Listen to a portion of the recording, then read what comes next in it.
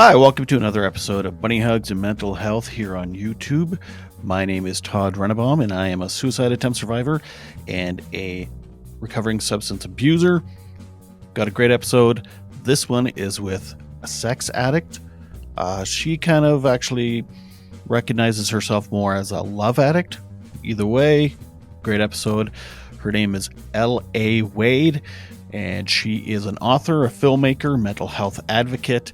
You can check out all her stuff at thisislawade.com. It'll all be in the show notes as well. But so make sure you hit like, subscribe, all the stuff I'm supposed to say. And yeah, without further ado, this is L.A. Wade.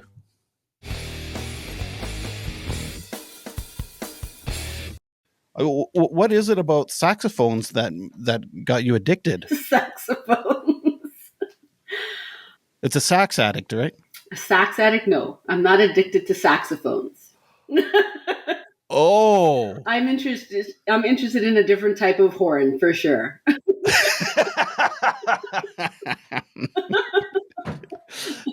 Well done. Yes.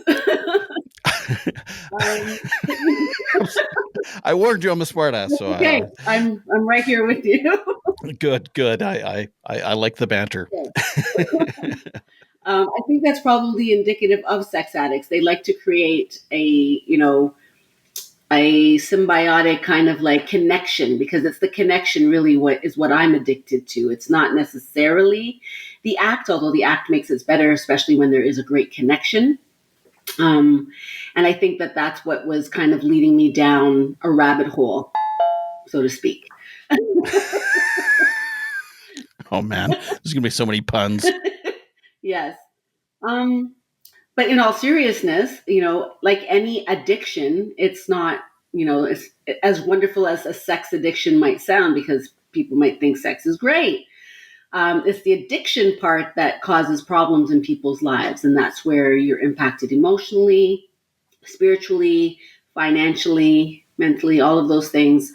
And when it attacks how you see yourself, or it distorts how you see yourself and how you treat people, that's where the problem comes into be. And then you want to take it seriously. So I think that I've been able to, in a sense, really confront myself. I think that's when the breakthrough started to happen for me.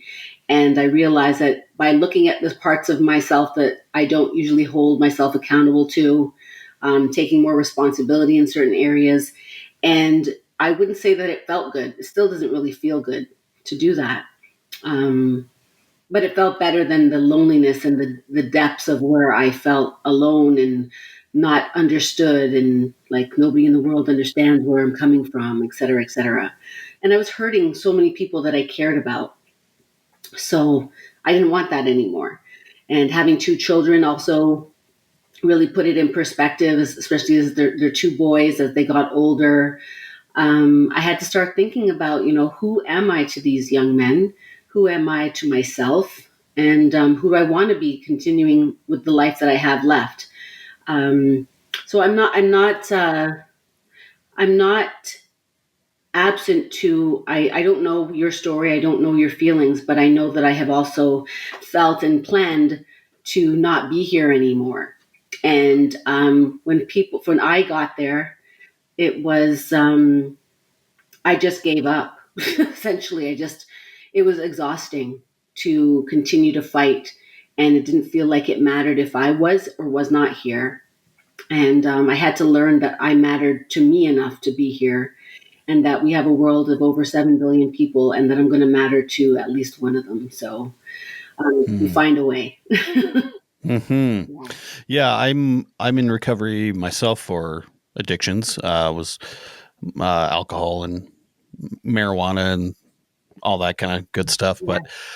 But yeah, I was definitely partaking in, because of living that way. And I've just recently been diagnosed with ADHD as well. So there's a lot of impulsivity too, especially when you're drinking and stuff. And so there's, a lot of stuff that, you hurt a lot of people around you. You hurt the people you love the most and the people that are supporting you the most. And, it takes a toll on you. And then you add the guilt and shame and everything else. Oh, there's nothing like guilt and shame to put you in your place. Yes, yeah, yeah, and then yeah, same thing. I have two sons, and you start raising kids, and you start thinking, oh God, am I a burden, or Right. what the hell? What the hell's going on here? Would they be better off without me? And the answer to that is always no. They wouldn't be better off Mm-hmm. without us. But we can't always see that. Mm-hmm. So yeah, I think that that's the biggest thing. And I don't know where this like defiance and resilience to like say the things that I say comes from, but it's given me more strength to tell the story than to not tell the story. Although I feel the shame, I don't feel it the same way when I talk about it now, because I feel like I'm placing myself in a place of owning it and understanding that we all have our cross to bear, so to speak, and that we can strive for more. We can hit a different that I don't mean to say hit the mark, but we can hit a different mark.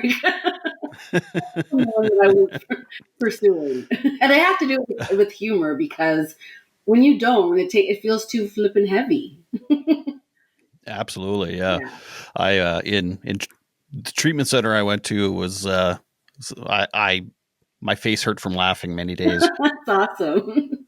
Yeah, I love. I mean there was a lot of, but I mean it's almost like it's you just hit all the extremes. Like you have to laugh because you're also working on yourself, and there's so much pain during the day too. And yeah, but Yeah, it's a pretty incredible place to be where you are right now and be able to yeah. I kind mean, of. and I hear people say that all the time. Oh, I wish I could get to where you are, and it's like every day is another journey. It's Mm-hmm. my tagline is "Let the adventures begin," and I also like to say, "Let your living be your healing." And that's because every day is a different adventure, and every moment is an experience to try to heal. What that can do sometimes is make you hyper focused and scrutinizing yourself, and that can sometimes not be very good either. So I think balance is, is the key that I'm still trying to figure out. It's kind of like I was saying to my boyfriend the other day, or maybe it was today, about like, I, as much as I love Jesus, I can't be him. And I live my life trying to move towards that mark. And I think with any addiction or anything else, I don't plan to like fall off the wagon, or I don't plan to hurt people or whatnot. But it happens sometimes. And when you're loved and you're honest with yourself and you can say sorry and mean it, I feel like those people are the ones that will give you another chance, even if it is just our children. I can't get it from my mom necessarily, but I can get it from my kids. Yeah. Yeah. Um, so how did the sex addiction look to you? Like, was it constant like It was, short term relationships? Was it one night stands? no, Like you said, connection. yeah. So I was bartering sex for love. So I thought, I didn't want to be alone. When I felt pressure or like, a sadness. There was a deep sadness that I would feel, and I wanted to avoid that sadness at all costs.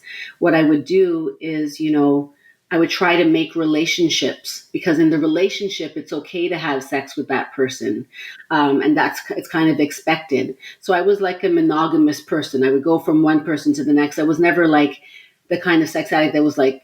There's different types. There's the hypersexual that is mostly what people know, where they masturbate all the time. And the thing is, when you're trying to get over one addiction, the chances of you replacing it with a different addiction is also very high.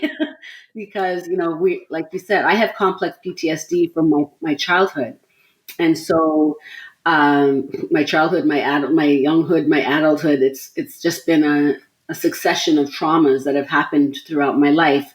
And so I wasn't really sure what was happening to me, and everything has kind of happened in retrospect. I love your shirt. Is that a cassette tape? Oh my gosh. That is awesome. Oh, stop the madness. I love that shirt. I got it at a thrift shop Out there for in, like $2. where are you again? Saskatchewan? Yeah. Oh man. I got to come out there. I was just in Winnipeg and it was great, but I think I should have gone over a little bit further. But yeah, like, Squirrel. yeah, exactly. I for sure. I just love. I'm a big hip hop fan, and it's when I see cassette tapes, it just brings me right back to my childhood. So that's a really Uh, awesome shirt.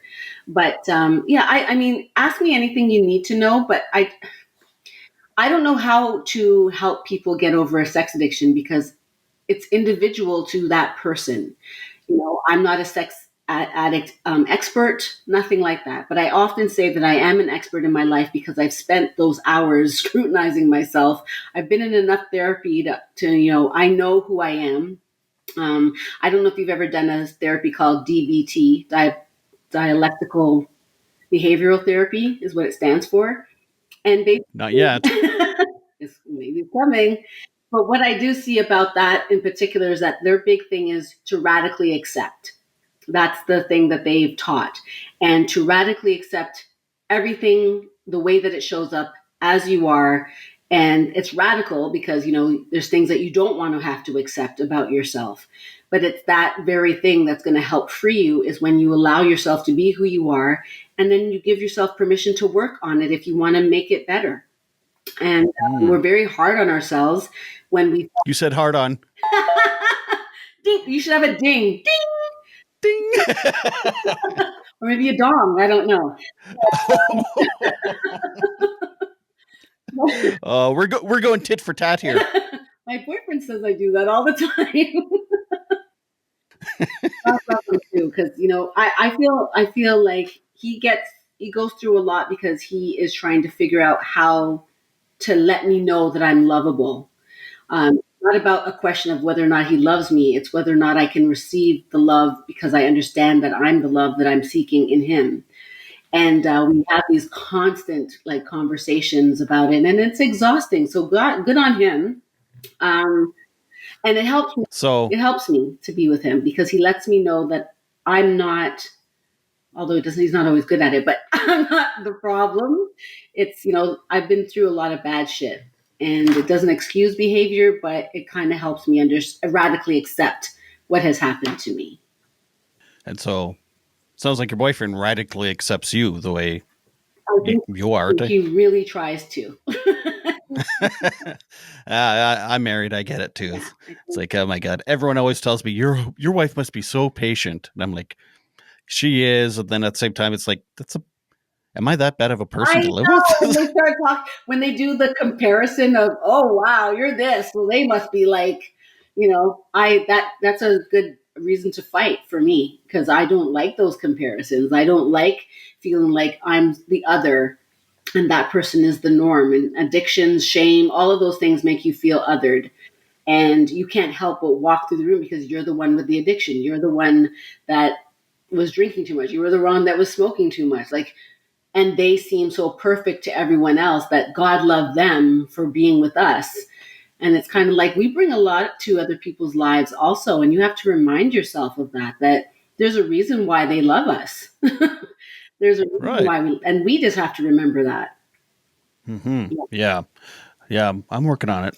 I did EMDR therapy a few months Ooh, back, which is the eye movement something something. and the tapping. I had to for No tapping, but tap my my oh really okay because I've done stuff where yeah there's tapping. My wife has done body talk oh, practitioner, nice. so yeah So you it's did your EMDR. How did it work for you? it didn't hurt. I mean it's so It subtle. hurt. If you're really Pardon me. concentrated on the what you're remembering, the memory, and you're working through that, it can hurt for sure. Well, that's true. Yeah, I mean, yeah, I definitely needed like naps and my own space for a few hours after sessions, but long term, I think it did. I mean, it's hard to tell sometimes, right? It is.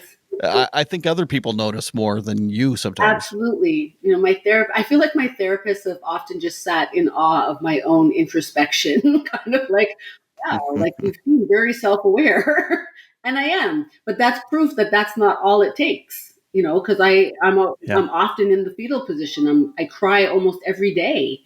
Um, but I laugh almost every day also. So that's the important part. And I have to keep remembering that I'm able to have these different emotions, and there's reasons why those emotions are coming up. And I don't need to, I would call it cut them. I call having sex a form of cutting that would help Mm. relieve that feeling of like, I don't want to be alone. I want to be with someone. I need that connection. You know, I had to learn how to feel those feelings and not react to it, not medicate it, not cut or give myself what I think I needed in those moments. And it was ugly. It was not a pretty thing to do. Would you say your addiction was actually kind of a symptom of your CPTSD, or is it Yeah, yeah. was it CPTSD or Yeah, just PTSD? PTSD. Okay, PTSD alone is more like what happens to the soldiers. Complex right, right. PTSD is just succession of traumas. So I've been molested since I was 5. I Mm. had gone through a lot of. I was gang raped.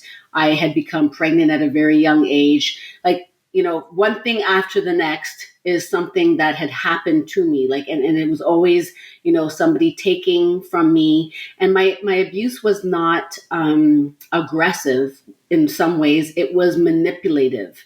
So when I interact with people, it's very difficult to understand danger, and I'm just constantly feeling threats, and I have to listen to my body more than I have to listen to my mind. And it's really complicated. And, and I think that it wasn't until I was late 40s that I started to recognize what's going on here, because I was getting upset at the fact that I'm tired of dealing with this shit. Like, when is it going to stop? And I guess I'm talking to myself because I'm the one that's in control of me, and I never really understood that until I started to feel the feelings that I never wanted to feel, and then still look at Hmm. myself and say, I still love you. You still deserve something more than what you're feeling right now. And people could take advantage of me very easily because I was so vulnerable. Even now, like, I can, if I'm around the wrong person who sees my transparency and my authenticity as something that they can manipulate. I had to go through a string of narcissistic relationships because I'm also very sensitive, I'm very empathetic, and they would utilize that to make me fall in love and make me doubt myself and question everything that I was doing. I would wonder if I was really thinking what I was thinking.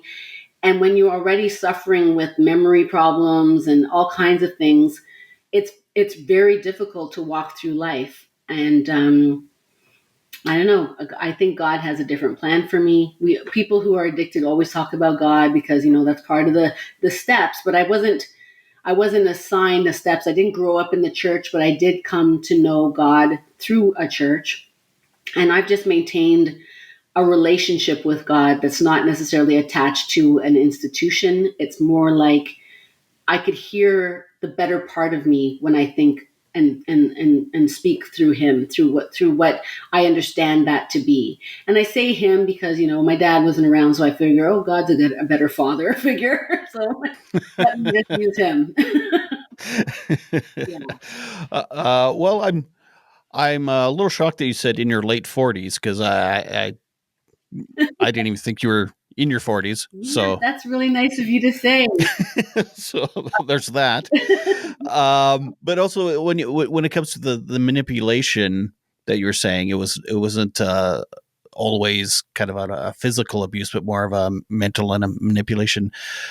I often wonder if there's more guilt and shame attached to that than physical abuse because it's like, oh, I was such an idiot. How did I fall for that shit? Yeah, yeah. Well, I don't know if you've in your journey through therapy. There's this thing called, I can't remember the name of the triangle, but they basically say at all the tips of the triangle it represents like the victim mentality, the rescuer mentality, and the aggressor, and that you can go through that routine in your mind at any given time. So there's times where I beat myself up. Oh, this is so terrible. I'm this. This has happened to me. Blah blah blah. Or in my narcissistic relationships, I try to save them. I want to make it better for them because it's like, oh, they don't understand that I'm really a great person, and I'm going to help them become better too. And then I slip into, you fucking idiot, he's a narcissist. Why are you Mm. so dumb? Why can't you just get it together? Nobody, who would want you? Blah, blah, blah. Like, I could press play at any time on those tapes, and there's something there that's to be played, and video too. Like there's video of everything. So Right. the thing that doesn't allow me to see myself is so pervasive because I'm also a very visual person. So I replay things in my mind all the time. That's a part of the complex PTSD, is that I see it. And sometimes it removes what's actually right in front of me. It's not that I'm talking to Todd, it's now Todd represents some person who took advantage of me, or it's not even always that clean. It's not even that distinct. I might just get a feeling and then all of a sudden I'm not acting like the LA that I know myself to be. And all the biggest things that if I can find a way to slow down and ground myself, I can tend to dig myself out of it. And that's called wise mind. In that same triangular thing, there's a one that's floating outside of it called wise mind. It's like your God mind that's Mm. observing you and can inform you. That can inform you of what it is that you're experiencing when you're trapped in the triangle. And I rely heavily on wise mind, and that's what I mean by the relationship. It's a conversation, and the best relationships, people can converse forever. And that's that prayer without ceasing kind of fun that works like that for me, is that I want to constantly be in that communication. I want my living to be my healing, but I don't want to not have adventures in my life just because of these things. So it's always like, let the adventures begin. Let's go. What's out there? What does this Todd have to tell me? Let's go, Todd. What are we talking about today? Let's dive in fully, but let's not cause further damage if we can help it. Mm. And if we Hmm. do cause further damage, we're sorry. We're trying the best that we can. And in fact, Todd, we try a lot harder, I think. Let me just make us feel better here. I think we try a lot harder than most of the people that surround us because we're facing the parts that most people don't want to face in themselves. So we're very courageous people. To live Yeah. every day is courageous.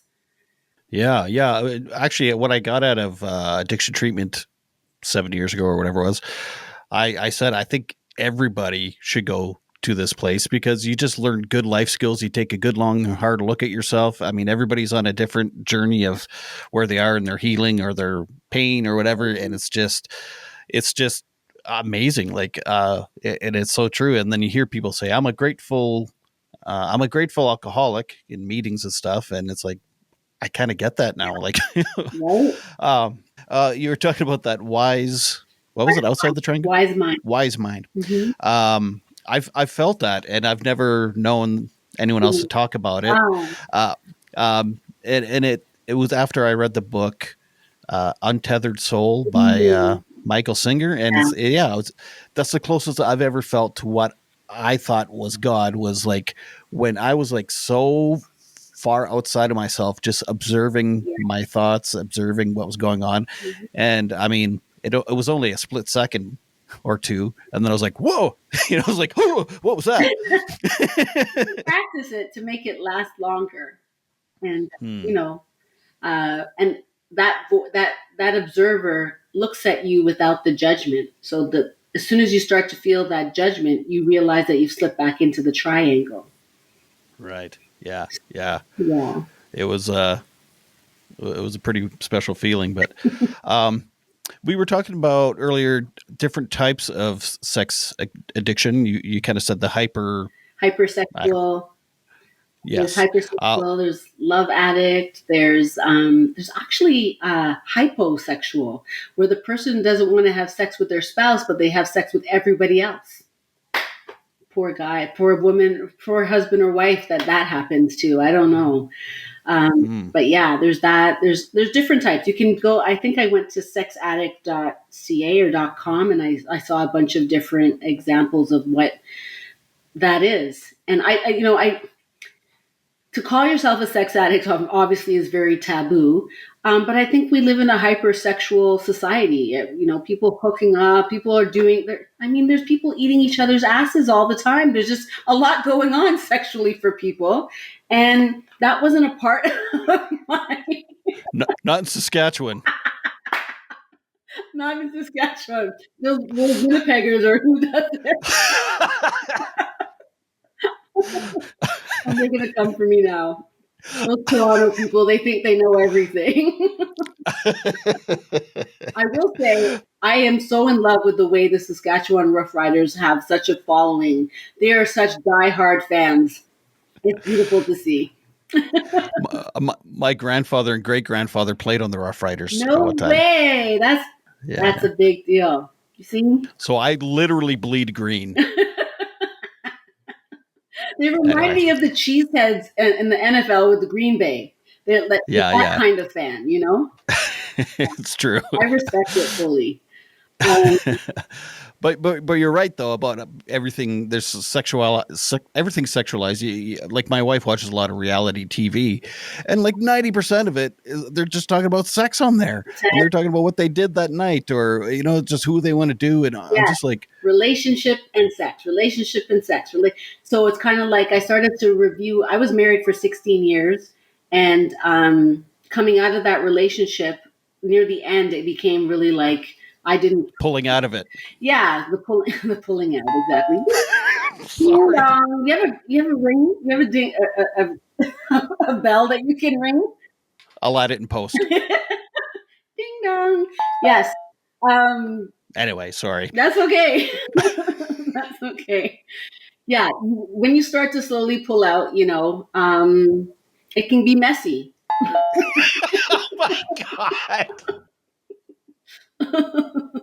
It can be messy, and somebody's got to clean it up. And usually the woman has to go do it for herself. But when she has a nice spouse, the guy will come and help her out. But a lot of times, women have to clean up their own mess, and I had to clean up my own mess. And I was literally confused for a second. I was like, wait, what are we talking about? You're good. You're good. oh, thanks.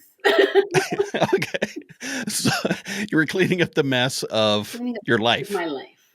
Yeah, Okay. I was cleaning up the mess of my life from my marriage, not well. And what I realized is I started to panic. Like I said, I was getting older at that time, and I was petrified that I would be alone. When you get older, my mom's alone, my sister's alone, everybody gets divorced. These older women are just always by themselves, and I'm kind of like, I don't think that's really me. I really like to have somebody around. It's like, no shit, LA. You always want to have somebody around. And so after the marriage, I went through a succession of like trying to find him, grasping at different straws, so to speak. And ding dong. And I'm not finding the right one. There was a ton of married men that lined up for the job, lots of what we call fuck boys, and just different experiences of like me actually leading with wanting the love and then leading with something else. And then there's another mess to clean up. Ding dong. Hmm. Yeah. um. So is that when the addiction kind of took hold? Was after Yeah. your divorce? Yeah. It was after, it started to happen, I guess, near the end of the divorce when I kind of was trying to plead with my husband to see me. See me. I'm drowning here. I'm dying here. I need you here. And people just don't always, they can't always sense or really understand the gravity of what you're saying. You're saying you need something, they think you're overreacting or whatever it is, and then everything blows up and they're like, wow, I didn't see that coming. Hmm. Well, yeah, you did. Ding dong. Yeah, ding dong. You did see it coming, and that's part of why. So after going through that hardship of realizing like, and even when I realized it, maybe it slowed down, but it didn't stop, right? But I did say that I wouldn't go into a relationship until I felt more whole. And I remember a guy who actually really liked whole, WHOLE. uh, he really liked me, but it was so soon after my divorce that I was kind of like, I can't. If I really am on this thing to really fix myself and heal, I can't. And so for 7 years, I was single, and but having terrible sex because in the back, there's like this codependency that happens with love addicts. And so while I thought that I was healing and going into every relationship with, I'm in control here, or every sexual experience, I'm in control here, sometimes you just want to have sex. And like the person who is an alcoholic and says, I can have one drink.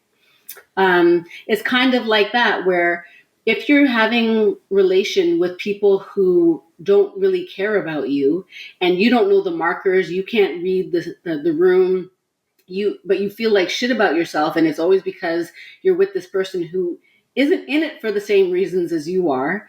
It starts to deteriorate your spirit and your soul.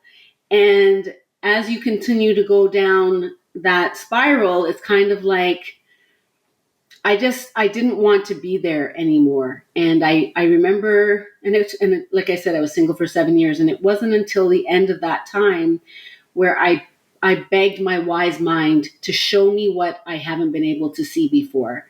I want to know. I think I'm ready to handle it, and even if I'm not, I know that I have enough skills now to make it better. And I started to. When you ask for something, it happens. You get the answers. Uh, and the answers were, you play a role here. You can't be with a married man unless you show up with the married man. You can't allow people to take advantage of you unless you're allowing people to take advantage of you. And while there are reasons, the reasons don't necessarily displace, what's actually happening. Just because there's a reason for it, and that makes sense, it doesn't mean that I don't have control over the situation. And I had to really lean into that understanding of my responsibility and my accountability around how I was showing up in those spaces with those people, and how it looked to me. How did I feel? When I started to go to therapy, I started to care about what I thought and how I felt. And that was different than I've ever been treated my whole life, because nobody ever cared what I thought or what I felt. They just took and manipulated me to get what they wanted. And I experienced that pretty much for the majority of my life. So it still is challenging, but like I said, when you do something for 7 years, the way I started right out of my marriage to 7 years later, and like after like 34 hours of therapy a month for 3 years, yeah, I kind of am feeling a little bit better about myself right now. And even then, just for all of those who think that you should be better by now, it's a daily thing. It's not something where you arrive at healing. You're not going to just arrive and be, I'm healed. No, it's a choice in every situation. It's the constant renewal of your mind. Mm-hmm. The Bible really Yeah. makes sense for me that way. I'm sorry, I missed that last So I'm sentence. saying that the Bible really makes sense for me when I'm trying to understand, how to overcome addiction, how to overcome bad behavior. It always has a recipe for that, of what you can say or do to overcome the long suffering of it. And so that's how I more so study the Bible, is to be like, where am I in all of this? Because I'm not Jesus. That's definitely not my protagonist. Let's see. Am I more like this whore over here, or am I the woman at the well, or what's happening? So Virgin Mary. that one I definitely am not. But but yeah, so you're trying to Yeah. look for yourself, and there's a lot of really great value in there that I have found to help me through. That everything you were saying there, it's like we could be talking about anything, not just sex addiction. It could be just, you're just healing. That's just what any addiction, any personality disorders. I mean, it's all trauma, and it's all about healing and not being taken advantage of, and not letting yourself to be taken advantage of. Right. Yeah. Yeah, that radical acceptance. How many people that you were with do you think they were kind of also in their own pain? And I would say most, because when yeah, we do a trauma bonding thing, where people who have, and that's where you think it's connection, like, ooh, it's, wow, we're so on the same wavelength. No, we're both in trauma, and we're trying to work it out on each other. And I don't know how absent that is from any relationship, because the person that you choose tends to help you deal with the parts of yourself that you didn't know how to deal with on your own. And that can go in different directions depending on how that works out. So yeah, who you choose is big yeah, time. It makes a big difference. yeah. So it's a bit of like looking in a mirror in a way. It's like a reflection of Yeah, you guys are reflecting each other, and it's just the same totally, reflection. totally. And it's the greatest thing when you start to, you're arguing with someone and then the same things come up and then you realize, oh shit, like this is not about them. It's actually me again. Hmm. Or like codependency rears its ugly head again. And it's kind of like, I thought I killed you already. I thought I was cured. Yeah, Yeah. you think that, like, why am I not cured? And depending on like how much food I've eaten or how much sleep I've had, that can become really bad in my mind, and I can, have a bad time. I won't want to get out of bed, or I'm so anxious that I'm like, I feel like I need to do something. Working out used to help. Then I got into 2 car accidents and I couldn't work out anymore. It was really bad for me. And then God systematically removed almost everyone from my life. And I had to be alone because he knew damn well that no matter how many times he gave me the opportunity, I was failing. And I believe that there's a part of you that cares about you so much more than you even care about yourself, that you allow that surrender into that voice, into that knowing, into that understanding. And when that surrender happens, something different is on the other side of it, and then you have to practice walking it out. And like my boyfriend says to me, practice doesn't make perfect. Practice makes you better, but it doesn't make you perfect. And he only said that to me today, and it stuck with me. Like, it's very loud in my head right now because I need those places where I can say I fucked up again, and it be okay. Because like, there's always another chance to do better. Progress, not perfection. Yeah. Didn't they write that on all of the addiction places? It's an AA thing. Yeah. Uh, Did you take it? Did you go to any 12-step groups? no, because like when you did your own search, it's kind of like an evasive kind of thing. People don't really recognize it as such, and if they do, it's definitely not going to be a woman that's saying, "Oh yeah, that's me." Although I did see on Entertainment Tonight once that Jada Pinkett Smith had come out and said that that's something that she suffered with. Mm. There's been some celebrities that have said that this is what they like. David Duchovny and from X Files, Hmm. Eric Benet, who's a singer. So I've heard, but again, it's mostly men versus women, and it is what it is. If you can't look at yourself and recognize that you're acting in ways that are not supporting who you are as a person, then you're hurting yourself, and you have the opportunity for it to not become a full blown addiction. You have the opportunity to do things every day to make yourself go in a better direction. And I'm just trying my best. And I fail often, but I think over the time I've gotten much better than I am at being better than I am at failing. And because I was blessed to have everybody removed from my life, those who stay or come back in, I decide if they're going to be there or not. It's no longer like just an absent minded thing, like, oh, let me just go because I want to feel belonging. And that's what it ultimately is. There's something Mm-hmm. where we feel empty and we're trying to fill it.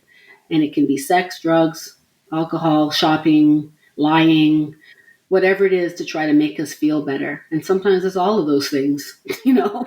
Yeah, yeah. Do you know much about borderline personality disorder? Yeah, BDP. It's very similar Yeah. to complex PTSD. It's often misdiagnosed sometimes. Because it sounds like some of the stuff with love addiction could also be. It's almost like a symptom of BPT or vice versa Yeah, I or think whatever. that definitely it can be. And there were times definitely where I thought maybe I do have BDP, but I didn't have the same anger. They have a different type of anger, I think, that Hmm. comes out. I guess it also depends on how severe it is, but there's definitely, I was angry, um, but I could still talk to the clerk at the store and not think that that was a problem Hmm. versus like having a problem with my family members and that be the problem. Like, it's a little bit different where I don't think there's the same distinction within relationships for BDP. And for me, it's definitely connected to my traumas, being neglected and abandoned and abused and manipulated. All of those things over different time frames in my life. So as a very young child, in my preteens, in my teenage years, there have been different events of sexual abuse, rape, different things all the way up until 2020, which is the last sexual assault that I had to fight. And I've put myself in these positions where I've made it. I'm not trying to blame myself over people taking advantage of me. So I want to be clear for any person who has been sexually abused or anything like that. You didn't do anything there. But my high risk behavior made me susceptible to things happening to me. Um, and I had to learn how to protect myself and not put myself in positions where I could get hurt. It doesn't mean that I can't go on adventures. It just means I need to be smart about it. It's like I'm not trying to tell the girl not to wear a short skirt if she wants to, and then blame her when she gets raped for it. Like that's not what I'm saying. I'm saying Hmm. that my high risk behavior and my desire to feel loved and to belong to people had me trusting people that were not there for my best interests, who had me open to things that were not for me.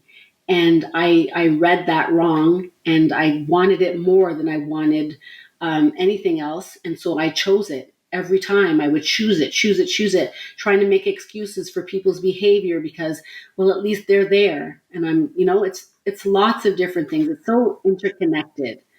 Um, Yeah. yeah. Yeah. Even with my own addiction, and I've talked to this.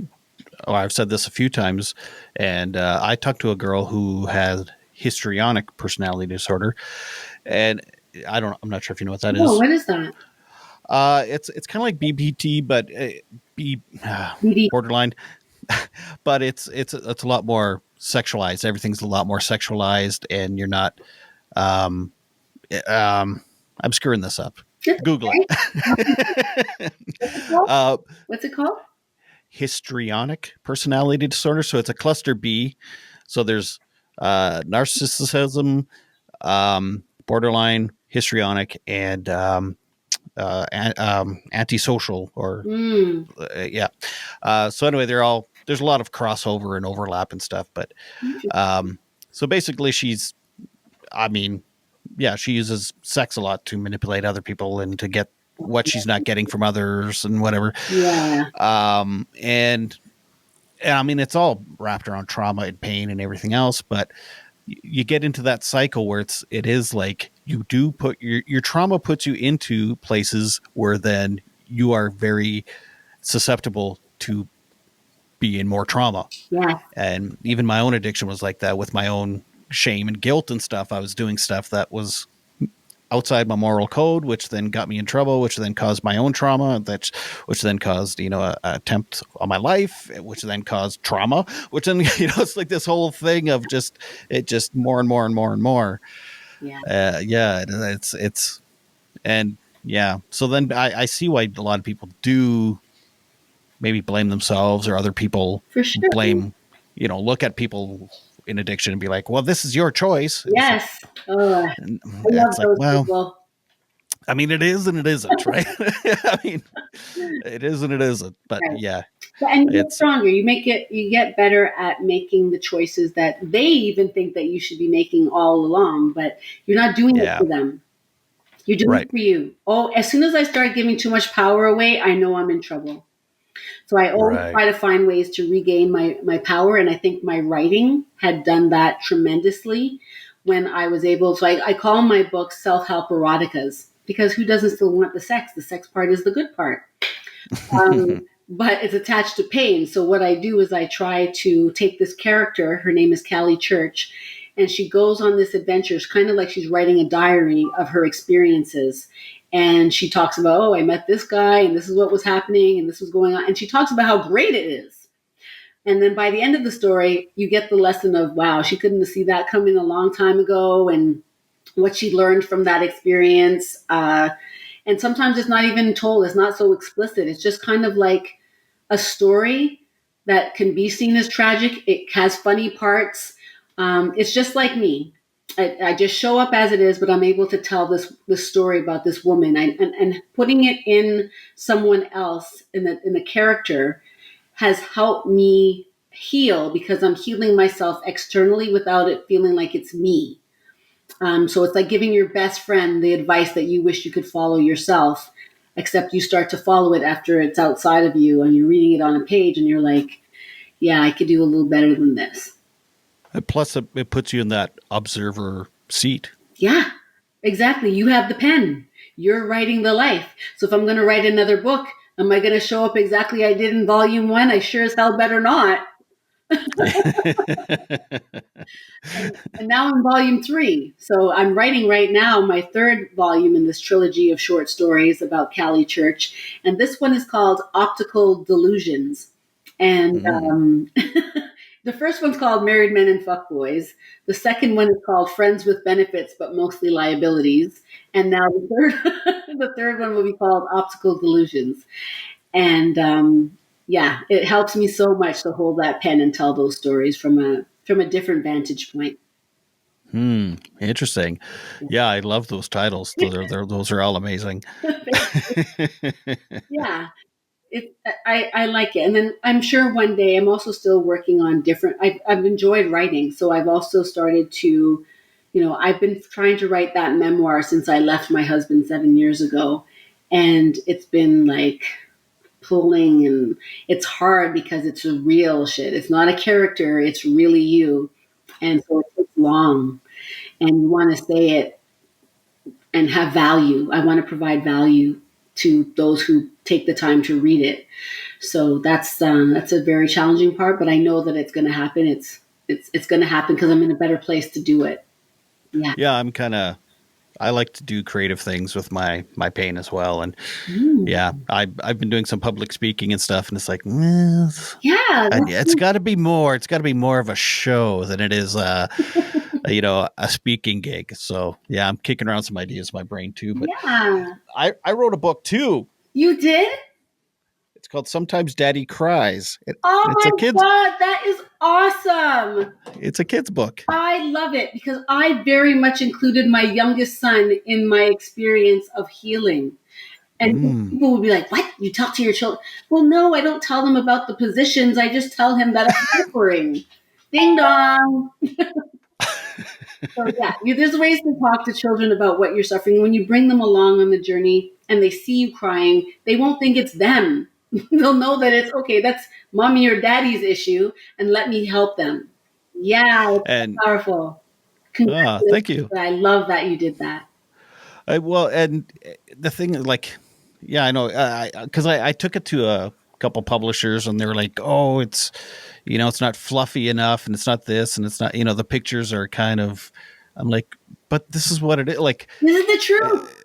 what the, People don't want the truth. They want the illusion. Hello. yeah, yeah. They want a puppy talking to a butterfly about their feelings. I'm like, but that's no. This is, and it's not scary. Like, I have professionals and parents that love the book, and they're like, my kids totally love it, and then they get it because it is hard to not make it too dark, but it's Yeah. yeah. So anyway, I yeah. wonder, I wonder about people like us who have stories to tell that are a little bit harder to tell. Where are the publishers for that?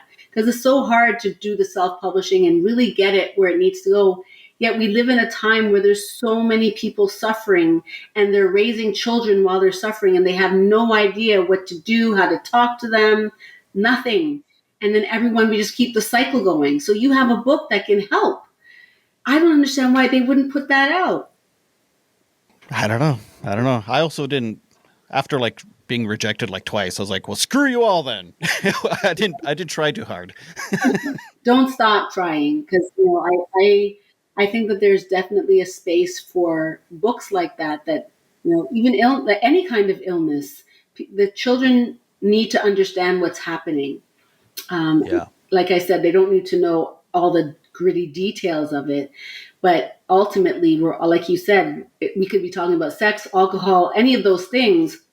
At the core of it are issues that we're struggling with. There's trauma involved, and they need to understand because they're going to hit life one day, and they need to know, my dad overcame this, and I can overcome it too. Hmm. Keeping those lines of communication open is so important. Or, yeah, at least normalizing what what that people do have pain, and that Yes, it's not a taboo thing. Let's right. just, And yeah, normalizing having empathy for it, yes, yeah, right? exactly. You can care about me even though I do things that are different than what you've done with your life and your pain. You can still care about me because I'll care about you. But yeah, there's too many things Yeah. that keep us apart and that keep bring us together, and I'm sure there's a capitalistic reason for all of that. And whatever, but I am responsible for myself regardless of the society that I live in, and Right.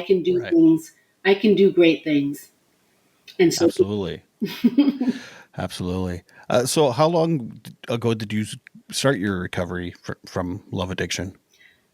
I would say right out of my marriage, but I would say Ah, more hardcore, I would say in 2020.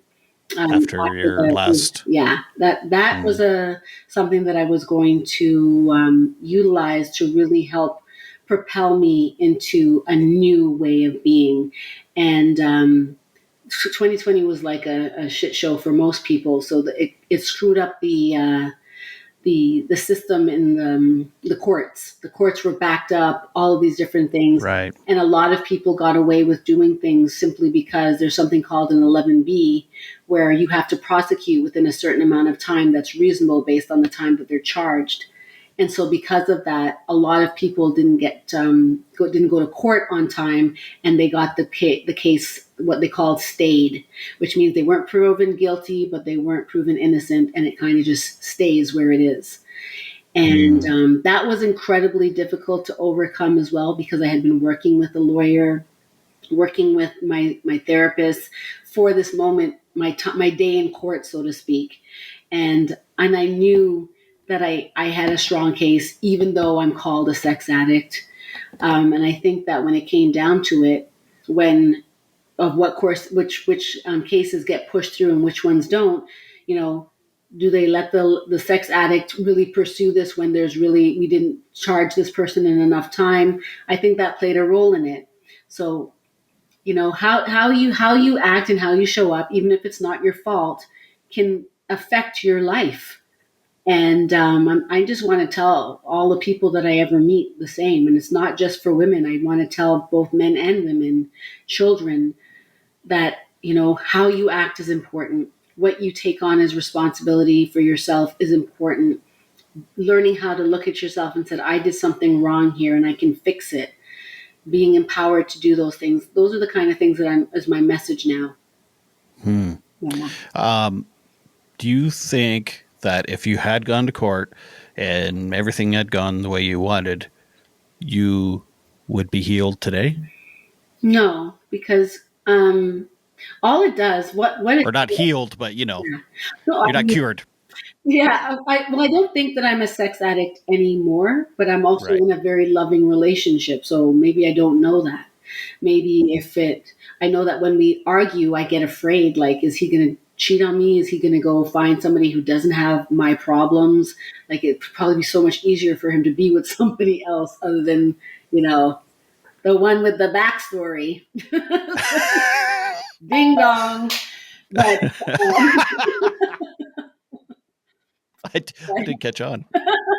but um, he met me here. Like when I released my movie, which was based off of the books, I did a short film called "Thirsty as Fuck: The Adventures of a Recovering Sex Addict," where my character Callie Church comes to life in a short film, which I'm really hoping will get picked up as something if I get a chance to pitch.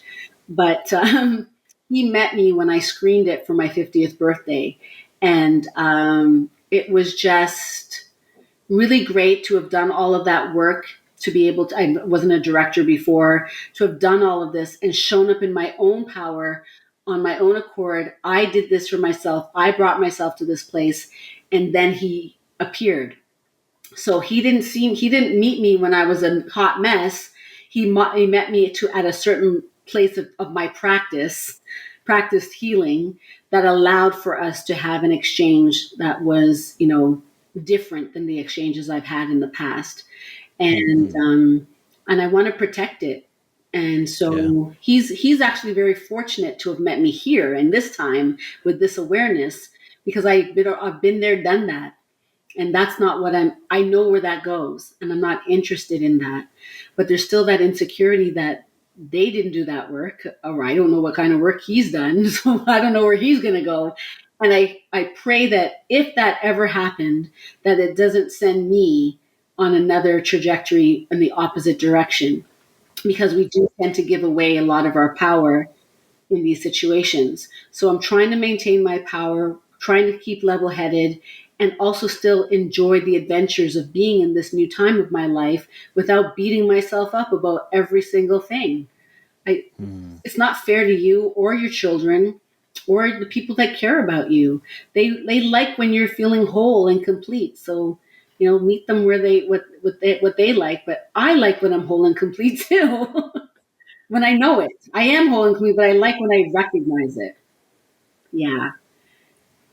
Yeah. I've been struggling the last few days, so I think I needed that last little bit of pep talk there. It Yeah. actually got a little emotional there because It's so I've fun. because I have been doing so much work, and it's like you do kind of slip into relapses Of ish. course. Not a relapse, but like you, Of yeah. course. The thoughts, the So feelings. And like I said, those feelings are like they're overwhelming. They're like a tsunami at times.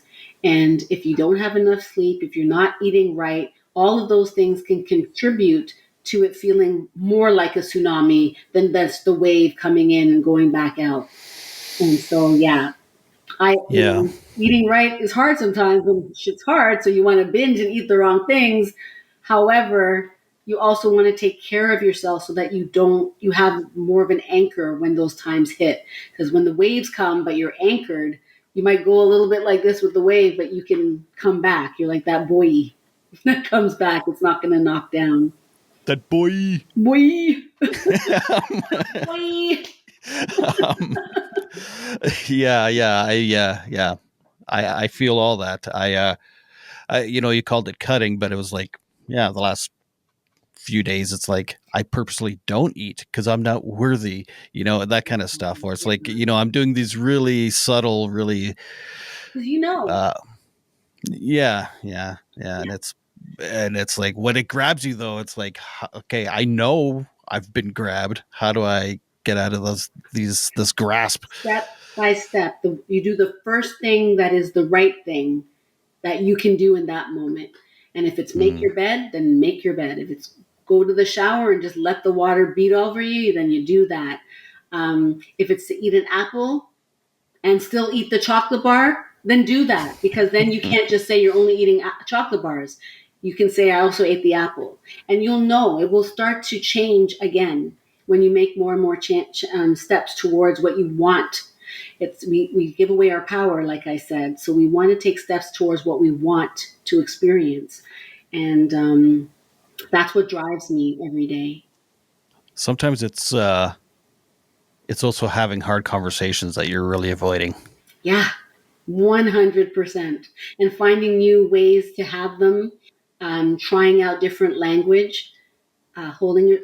I'll never stop saying the accountability piece, because it just means so much more when you're talking about how you're sorry, and you can really acknowledge what your role was in that, and not from a place of beating yourself up, but from a place of like, you know what, I can understand that how I acted will make somebody feel that way.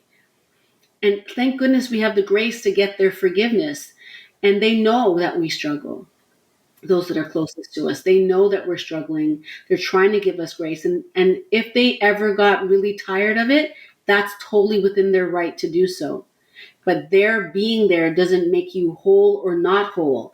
You have to decide what you want for yourself, whether the person is there or not. And that's the challenge, right? That's the Mm-hmm. challenge. But I'm here for the challenge. Let the adventures begin. Let's go, baby. Let's Let's go, do, boy. boy, let's do this. I would love to be able to come out to Saskatchewan and show my movie and tell my story, community organizations, whatever it is. I would love to come out there and just have a conversation across this country about the hard things, because I think I have a little bit of Ding. insight about the hard things. You got me there. But I think I am best suited to have those conversations, even if it's about sex or maybe it's just about healing. I think I can help some people. And so I would love to come out and talk to people there. I was so well invited in Winnipeg, and I was like, I don't come across this country enough. I want to see this country that I'm a part of and that I live in, that I was born into, that has so much. Canada's bigger than Toronto, Yes, you know. it's true. It's true. Be sure to subscribe and to like this video. You can listen on Apple Podcast and Spotify. This is Todd Rennebaum saying, make your beds and take your meds. Keep watching for more interviews with incredible people telling their stories of resilience and adversity with mental health and mental illness.